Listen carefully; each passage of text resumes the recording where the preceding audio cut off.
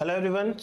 आज आरपीएससी की तरफ से एक बहुत अजीब सा नोटिफिकेशन आया है और एक नया रूल बनाया है ओएमआर शीट के अंदर। अब से आरपीएससी की जो भी कंपटीशन एग्जाम्स होंगी उन कंपटीशन एग्जाम्स के अंदर ओएमआर शीट में 4 गोले की जगह 5 गोले आएंगे। देखिए, अपन इसको पढ़ते हैं फिर डिस्कस करते हैं कि ये क्या है, उसके प्रो एंड कॉन्स क्या हो सकते हैं।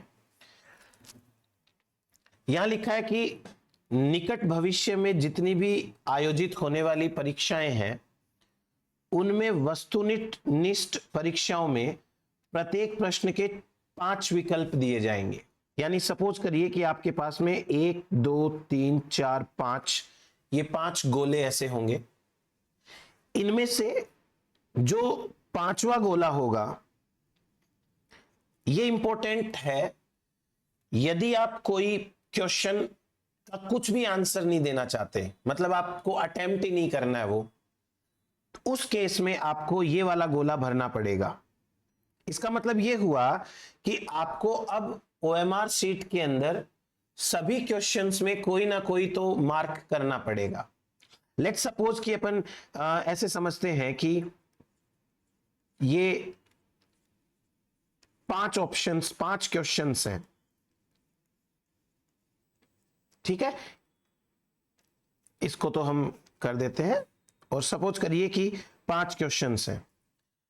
आप इस 5 क्वेश्चंस में से 3 क्वेश्चंस का आंसर दे रहे हैं। लेट्स से कि किसी में सेकंड आंसर सही है, किसी में थर्ड आंसर सही है, किसी में मान लीजिए फर्स्ट आंसर सही है, और ये 2 क्वेश्चंस जो है वो आप आंसर नहीं देना चाहते।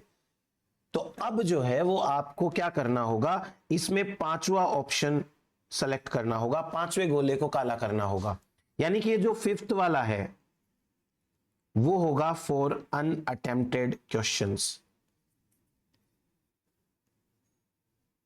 अब इसमें भी देखिए एक बहुत बड़ी जो मतलब प्रॉब्लम वाली बात है वो क्या है कि यदि आपने किसी भी विकल्प का चयन नहीं किया तो आपके 1/3 मार्क्स जो है वो नेगेटिव में चले जाएंगे। आपको आंसर भी नहीं देना है और आपने 5वां गोला भी नहीं भरा तो आपके 1/3 मार्क्स जो है वो कट जाएंगे। और इससे भी एक और बड़ी बात, यदि आपने 10% से ज्यादा क्वेश्चंस खाली छोड़ दिए हैं तो आपको उस एग्जाम से अयोग्य माना जाएगा। मतलब फिर चाहे आपके कितने ही अच्छे मार्क्स क्यों ना आ रहे हो, आपने 10% से ज्यादा अगर क्वेश्चंस को ऐसे ही छोड़ दिया तो आपको उस एग्जाम से जो है वो हटा दिया जाएगा, आपका रिजल्ट जो है वो नहीं आएगा। ये बहुत एक चौंकाने वाला सा फैसला है आरपीएससी का, और इसके पीछे मतलब क्या थॉट हो सकती है, कहां जरूरत थी ये 5 नंबर का गोला देने की।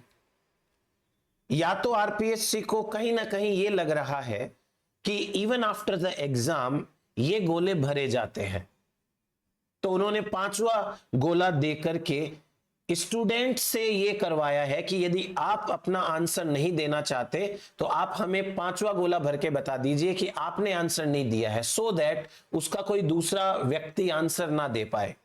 तो क्या ऐसा किया जाता है?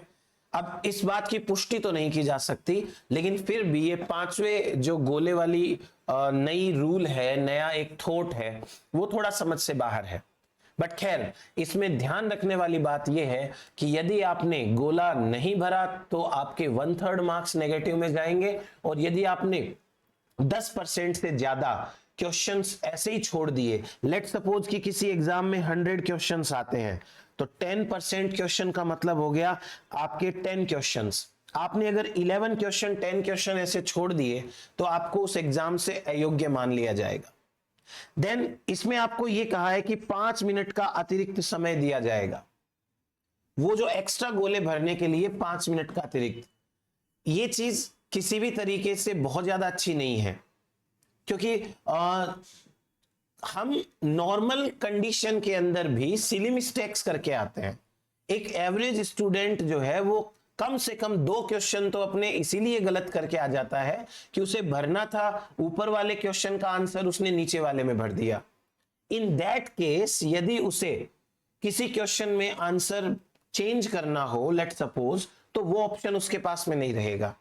तो ये एक नया रूल जो ऐड हुआ है 24 तारीख को, तो थोड़ा अलग है, देखते हैं इसका क्या इंपैक्ट निकलता है।